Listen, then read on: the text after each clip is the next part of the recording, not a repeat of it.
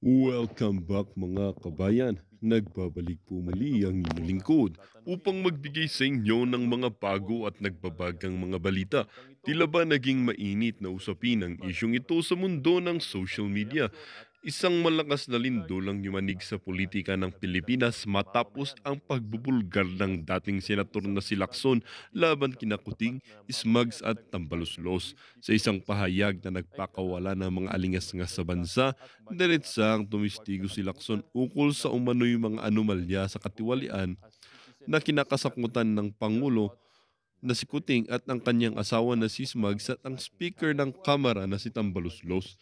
Sa isang press conference na ginanap kahapon, isiniwalat ni Lacson ang mga detalye ng kanyang mga nalalaman. Ayon sa kanya, may mga dokumento at ebidensyang magpapatunay ng aligasyon ng korupsyon laban sa mga nasabing opisyal. Tapos na ang kanilang panahon ng pananahimik at pagtatago. Ang bayan ang tunay na biktima ng kanilang mga kabulastugan. Inilantad ni Lacson ang umano'y mga iligal na kontrata at transaksyon na pinapasok ng administrasyon ni Kuting, kung saan di umano'y nakikinabang ang ilang malalapit na kaalyado at mga kamag-anak. Isa sa mga binigyang diin ay ang mga proyektong infrastruktura na pinaburan ang mga kumpanyang may kaugnayan kay Ismags. Ito ang mga halimbawa ng mga proyektong isinulong hindi para sa kapakanan ng bayan, kundi sa pansariling interes ng iilan. Hindi rin nakaligtas si Tambaluslos sa mga akusasyon ni Lacson. Ayon sa dating senador, si Tambaluslos ay nasabing padrino sa maraming mga illegal na gawain at naging protektor ng mga ito sa Kamara. Siya ang nagkakanlong at nagpoprotekta sa kanilang mga illegal na aktibidad. Ang Kamara, sa halip na magsilbi sa bayan, ay naging kuta ng korupsyon sa kanyang pamumuno. Sa isang maikling pahayag, maring itinanggi ng kampo ni Pangulong Kuting ang mga alegasyon ni Lacson.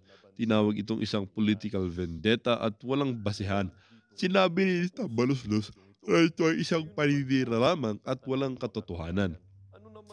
Habang mahinit ang usapin, nag-aabang ang sambayanan sa mga susunod na hakbang ng mga kinauukulan. Ang mga pagbubulgar ni Lacson ay tiyak na magdudulot ng matinding kontrobersya at maaaring magsilbing hudyat ng malawakang investigasyon. Sa gitna ng mga legasyon at akusasyon, ang tanong ng bayan, magkakaroon ba ng hustisya o magpapatuloy lamang ang lumang tugtugin ng korupsyon sa bansa? Abangan ang susunod na kabanata sa patuloy na drama ng politika sa Pilipinas. Well, para nga sa buong impormasyon ay panoorin ang buong video. At kung bago ka pa lamang sa aking channel, huwag kakalimutang mag-subscribe, pindutin ang notification bell at piliin ang all upang laging maging updated sa mga bago at nagbabagang mga balita. At sa mga solid viewers naman natin dyan, maraming salamat naman po sa patuloy na pagtangkilik sa ating channel.